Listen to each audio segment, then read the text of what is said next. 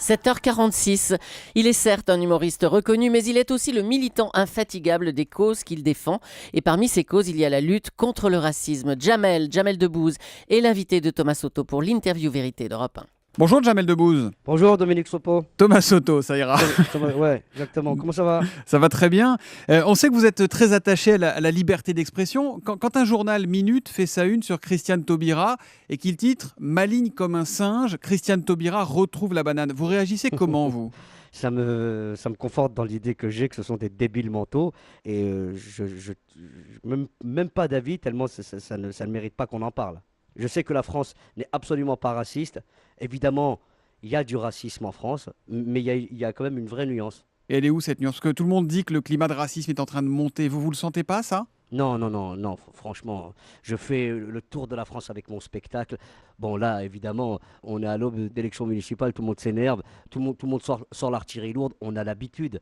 La veille de la chasse, les sangliers se cachent, hein. On sait très bien que c'est leur méthode et que dans 6 mois, ils passeront à l'uranium enrichi ou à Wimbledon avec une facilité déconcertante. Non, je pense que c'est le moment et que ça va s'atténuer, que les médias auront envie de parler d'autre chose. Parce que malgré tout, c'est quand même un peu eux qui filent le bâton quand même. Parce que si on n'en parlait pas, eh ben, on n'en parlerait pas.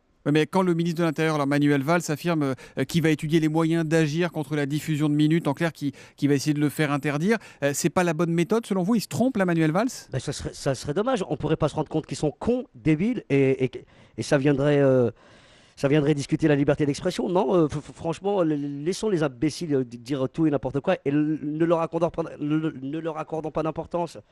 C'est ça que je dis. Après, que ça soit Minute ou Jean-Marine Le Pen, là, juste le fait de les citer, ça m'énerve. J'ai l'impression de leur rendre service. Et vous n'avez pas l'impression que parfois des politiques leur rendent service, la droite, la gauche, Jean-François Copé avec ses pains au chocolat, Jean-Marc Ayrault et François Hollande qui ont mis longtemps à réagir quand une candidate du FN a traité Taubira de guenon la première fois? Parce que je crois, je ne suis pas à leur place, hein, mais j'ai le sentiment qu'ils se sont dit la même chose que moi, à savoir on va pas parler de cette débile mentale, parce que ça reste une débile mentale.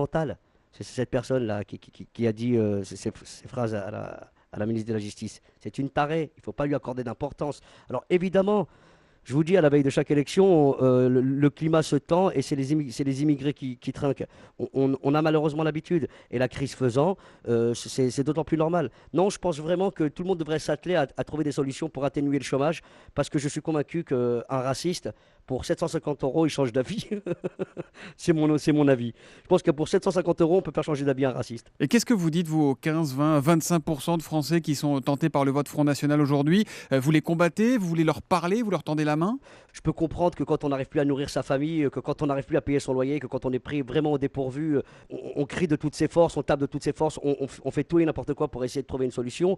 Mais si j'ai un truc à leur dire, c'est que la solution n'est pas dans les extrêmes, loin de là. L'immigration est une bonne nouvelle pour la France. Ça rapporte de l'argent à la France. On ne peut pas lutter contre son immigration, c'est débile, c'est se tirer une balle dans la jambe. Je ne me considère pas comme immigré en France. Moi, je suis né en France, je suis français, je suis effectivement fils d'immigré, mais c'est le seul lien que j'ai avec l'immigration. Je trouve schizophrénique d'avoir à se justifier d'habiter dans son propre pays. Oui, mais c'est plus facile quand on s'appelle Jamel, qu'on est à la une, que quand on est dans une cité et que personne ne s'occupe de vous, vous n'avez pas de boulot, non? Évidemment, je suis conscient que je suis un des Arabes les mieux lotis de France, si c'est ça que vous voulez dire, monsieur Dominique Sopo. Mais sachez une chose, c'est que je suis complètement conscient de ce qui se passe dans mon pays.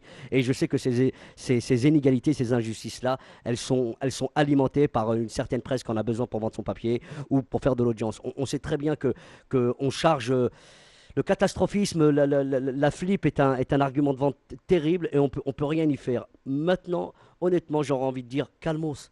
Ouais, calmos, parce que c'est faux tout ça. Calmos. Allez dans la Creuse. Évidemment, dans les campagnes, il y a du racisme, parce qu'ils n'ont jamais eu affaire à des étrangers. Une fois qu'ils ont fait connaissance, la question ne se pose plus. Je pense que la France, il faut qu'elle fasse connaissance avec elle-même et les choses s'atténueront. Et je supplie le gouvernement de trouver des solutions pour le chômage, parce que ça aussi, ça réglera les choses.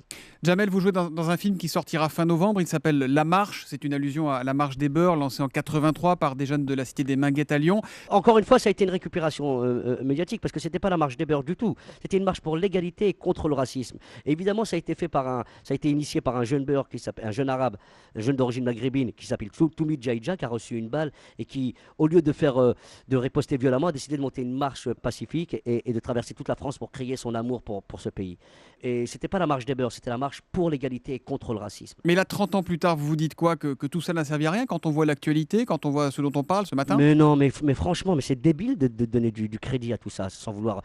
Il y a 30 ans, faut rappeler qu'il y a un Maghrébin qui mourait tous les 2 jours sous le coup des balles.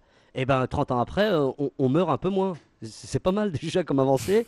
Dernière question de Jamel. Des proches, Coluche, riez de tout. Est-ce qu'aujourd'hui, quand on est humoriste, on peut encore et on doit encore rire de tout? Évidemment, Dominique.